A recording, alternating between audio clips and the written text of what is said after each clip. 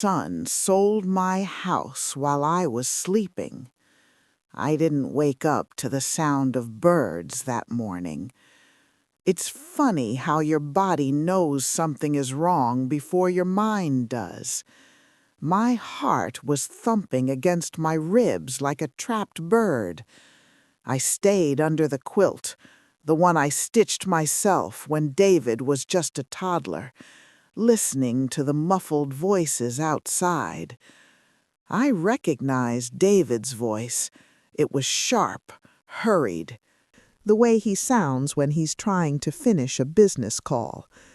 But there was another voice, deeper, official, a man I didn't know. I pushed myself up, my joints aching from the damp morning air. I walked to the window and pulled back the lace curtain just an inch. There it was, bright red, sold. I remember blinking, thinking my eyes were playing tricks on me. I haven't been sleeping well lately, you know. At 74, the mind can wander, but the hammer didn't lie. Clang, clang, clang. I saw David standing there in his expensive wool coat, the one I helped him pick out for his promotion. He wasn't looking at the house. He was looking at his watch. I went to the front door, my hands trembling so hard I could barely slide the bolt back. When I opened it, the cold air hit me like a physical blow. "David," I called. My voice sounded small, like a child's. He turned around, and for a split second, just a heartbeat, I saw the boy I raised. I saw the guilt flash in his eyes. But then he straightened his tie and masked it with that professional smile he uses for strangers. "Mom," he said, walking toward me. He didn't come inside. He stopped on the porch, keeping the threshold between us. "You're up early."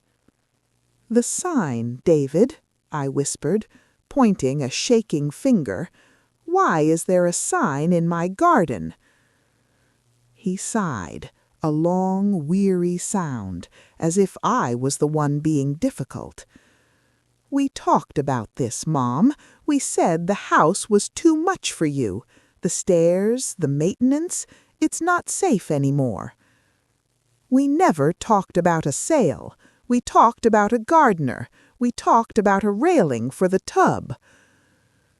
Then came the words that broke me. He looked at the man with the hammer and then back at me. "The closing was yesterday. The new owners want to start renovations on Monday. I've already booked the movers for your things." He sold it while I was sleeping in the very room where I had labored to bring him into this world. He sold the roof over my head while I was dreaming of our next Sunday dinner. You have to understand, this wasn't just bricks and mortar. To David, I suppose, it was an asset, a fixer-upper in a desirable postcode. But to me, this house was the skin I lived in. I remember the day we moved in, 1982. The wallpaper was a hideous shade of orange, and the roof leaked in 3 places.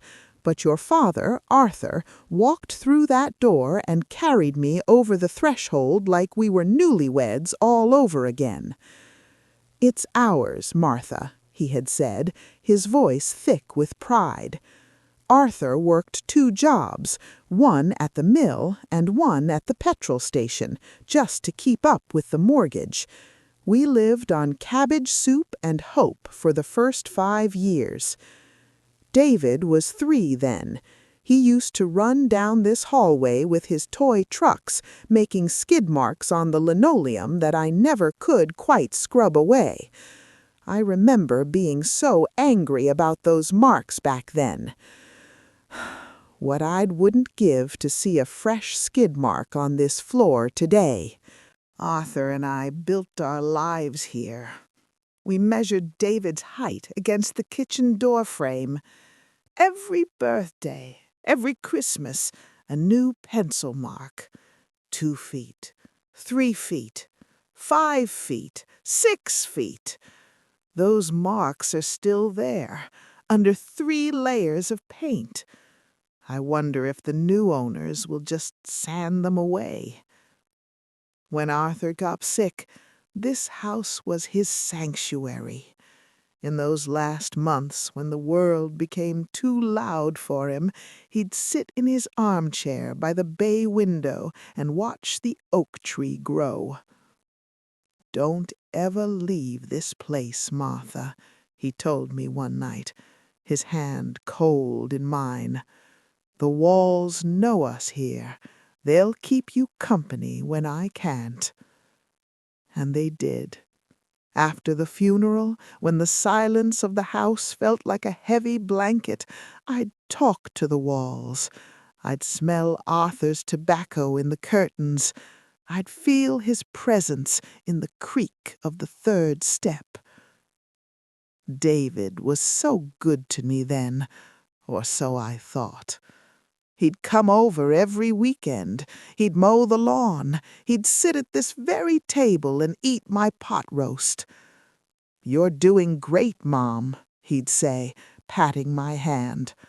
"Dad would be proud of how you're keeping the place up." I did it gladly. That's what mothers do, isn't it? We hollow ourselves out so our children can be full. I remember the night he brought Elena home for the first time. She was beautiful, dressed in clothes that cost more than my monthly pension. She walked through these rooms with a look of polite pity. "It's so quaint," she had said, touching the radiator with the tip of one finger. "A bit drafty, though, isn't it?" I laughed it off. I made her tea in my best china, the set Arthur gave me for our 20th anniversary. I wanted her to feel the warmth of this home. I wanted her to see that a house doesn't need to be a mansion to be a palace.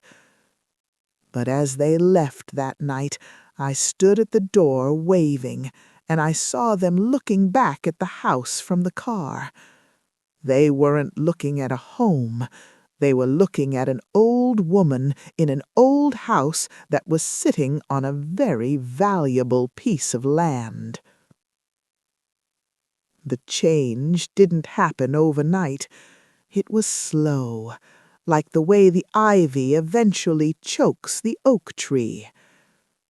David started calling less. When he did call, the conversation always drifted to efficiency. "Mom, why are you paying for a 3-bedroom house when you only use the kitchen and the bedroom?" "Because the other rooms are full, David," I'd tell him. "The guest room is for when you stay over. The small room is where your father's books are. They're not empty rooms. They're full of us." But he didn't want to hear about us. He wanted to hear about logic. He started bringing brochures for those luxury retirement villages. "They have a gym, Mom, and a bistro." I told him I didn't want a gym. I wanted my garden. I wanted my roses. I wanted the spot on the porch where the sun hits at exactly 4 p.m. He seemed to drop it. For a few months, he was the old David again. He brought me groceries. He kissed my cheek. He even helped me bleed the radiators for the winter. I felt so safe. I thought, he understands now. He knows I belong here. How foolish I was. I didn't realize he was just checking the condition of the pipes. He wasn't helping me maintain my home. He was preparing his product for the market. The night before that sold sign appeared, David came over. He was unusually quiet. He asked me if I wanted some herbal tea to help me sleep. He said I looked tired. He made the tea himself. He brought it to me in bed. He stayed until I finished every drop. "I love you, Mom," he said, tucking the quilt around my chin. "I love you too, son." I felt a warmth in my heart that I hadn't felt in years. I fell into a deep, heavy sleep, the kind of sleep you only have when you feel completely protected. I didn't hear him go into the kitchen. I didn't hear him meet the estate agent at the door. I didn't hear him sign the final papers on my dining room table. I slept through the death of my life as a homeowner, and when I woke up, the world was no longer mine. The weeks leading up to that morning, I see them differently now. You know, when you're in the middle of a forest, you don't see the shadows lengthening until it's dark. I look back and I see every little cut David and Elena made. It started with the safety checks. Elena would come over and walk through my kitchen like a health inspector. She wouldn't sit down. She'd just stand there, tapping her manicured nails on my wooden counter, the one Arthur sanded by hand. "Martha, this rug is a tripping hazard," she'd say, pointing at the Persian runner in the hall. "And these stairs, honestly, David, how can you sleep knowing she's climbing these every night?" They didn't talk to me, they talked about me, right in front of me, as if I were a piece of furniture that had lost its use. Then things started disappearing. Small things at first. My old copper kettles, the stacks of newspapers I liked to save for the crossword. "We're just decluttering, Mom," David would say when I asked where my sewing basket had gone. "You don't need all this stuff taking up space. It's a fire hazard." I felt like my life was being erased, page by page. Every time they visited, they took a box away. They told me they were organizing the attic or donating to charity. I was too tired to argue. I wanted to be the good mother. I didn't want to be the difficult old woman Elena complained about on the phone when she thought I wasn't listening. I remember the Sunday dinner 3 months ago. I had spent all morning making David's favorite lamb stew. I even walked down to the bakery for the crusty bread he likes. They arrived late. Elena didn't even take off her coat. "Oh, Martha, we can't stay," she said, her voice like ice. "We're actually on our way to look at that new development in Surrey. David, tell her." David wouldn't look at me. He was busy staring at a crack in the ceiling. It's a great opportunity, Mom. The market is peaking. If we wait, we lose the equity." "Equity?" I asked. "David, this is a home, not a bank account." He snapped then, just a little. "It's a liability, Mom. You're living in a museum. It's not practical. You're being selfish keeping this much house for one person when we could be securing our future." Our future, not mine.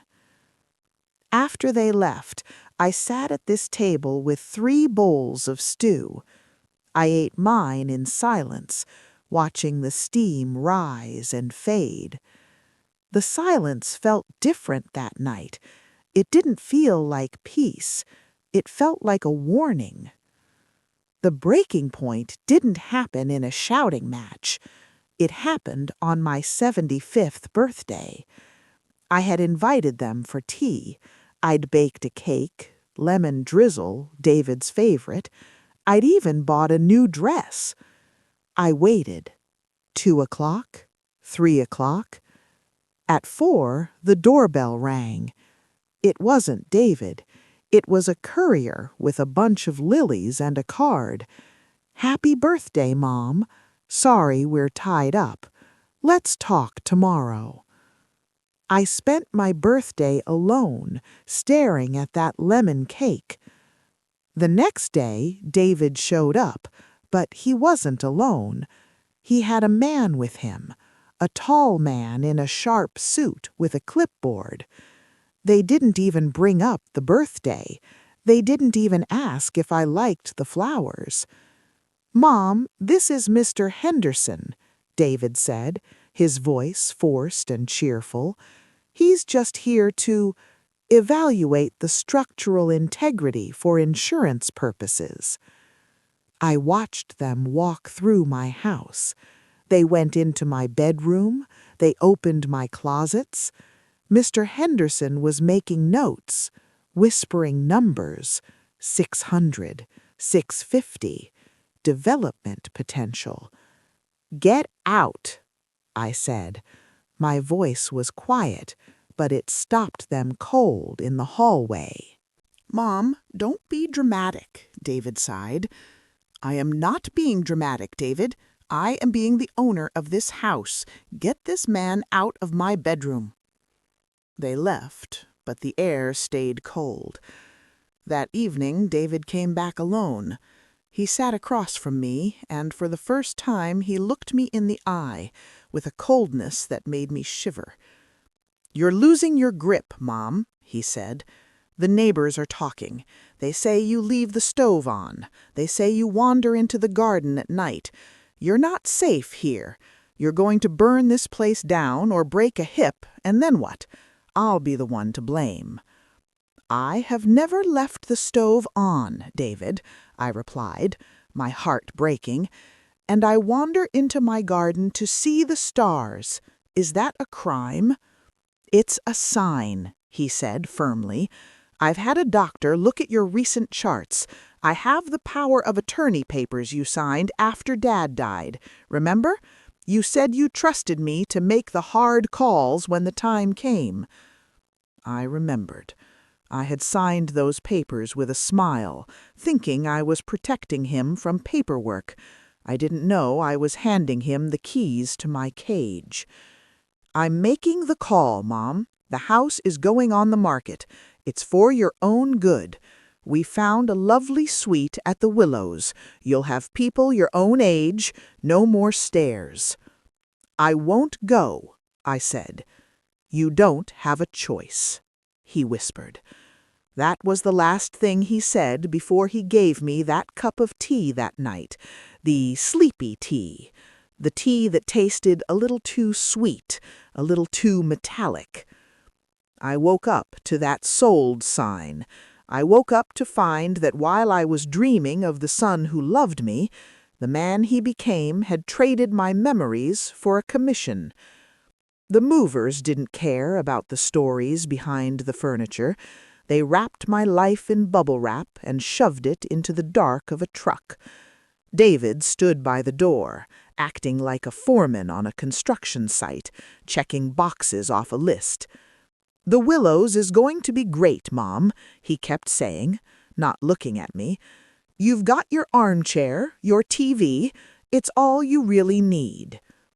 I sat in the garden one last time, on the bench Arthur had made for our silver anniversary. I looked at the oak tree.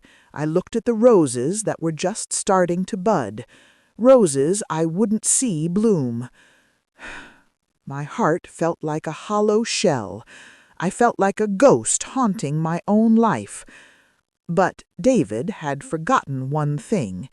He was so busy looking at the equity and the market value, he forgot who I was before I was just Mom, before I was the old woman in the drafty house. In this house there was a safe, not a metal box with a code, but a hollow space beneath the floorboards of the linen closet. David never knew about it. Arthur and I put it there 40 years ago. While David was arguing with the movers about the piano, I went to that closet. My knees screamed as I knelt, but I didn't care. I pulled back the wood. Inside wasn't money, it wasn't gold, it was a folder. A thick blue folder that Arthur had kept since the day we bought this land. You see, David thought he held the power of attorney over my life. He thought because my name was on the deed, he could just sign it away. But Arthur was a cautious man. He had seen too many families torn apart by greed in the mills. I opened that folder and found the original trust. Arthur had set it up so that the house could never be sold without the physical signature of the primary resident, me, witnessed by a third-party solicitor of my choosing. A life interest trust, they call it. David's power of attorney allowed him to manage my bills, yes, but it didn't give him the right to sell the soul of this family without my hand on the pen. The papers he had me sign when I was tired were just a temporary agreement for management, not a deed of sale. I walked out to the porch. David was shaking hands with the new owner, a young man who looked like he was already planning where to put the swimming pool. "David," I said. My voice wasn't small anymore. It was the voice of the woman who had run a household for half a century. He turned, annoyed. "Mom, please, we have to get going." "The sale is void, David," I said, handing him the blue folder. I watched his face go from irritation to confusion and then to a pale, sickly white as he read Arthur's handwriting. The young man with the pool plans looked between us, his smile fading. "What is this?" the young man asked. "This," I said, looking him dead in the eye, "is the reason you won't be starting renovations on Monday. This house isn't for sale. It never was." David started to stammer. "Mom, I was trying to protect you. We already spent the deposit. We've committed to the Surrey house for us." "Then you'll have to find another way to pay for your Surrey house, David," I said quietly, "because you didn't sell my home. You sold your mother's trust, and that you can't get back." They say you can't go home again, but I never left. The house is quiet now. Most of my things are still in boxes in the hallway because I haven't the strength to unpack them all just yet. David doesn't visit. He calls sometimes, but the voice on the other end is a stranger's, full of anger and embarrassment. Elena doesn't call at all. I suppose a guest room in a quaint house wasn't enough for her. People ask me if I'm lonely, if I'm scared to be here all by myself after what happened. I tell them no, I'm not alone. Arthur is in the creak of the floor. David, the little boy David, is in the marks on the doorframe. I've learned something in these 75 years. We spend our lives building walls to keep the world out, thinking those walls are what make us safe. But the walls are just the skin. The heart is the truth you keep inside them. My son thought I was weak because my hands shake. He thought I was less because I choose to look at the stars instead of a spreadsheet. He forgot that the same hands that changed his diapers were the hands that held this family together when we had nothing. Don't let them tell you you've outlived your use. Don't let them trade your memories for efficiency. Your life is not an asset to be managed. It is a story to be told. I may be an old woman in a drafty house, but tonight the tea is hot, the stove is off, and I am sleeping in my own bed. And that is more than enough.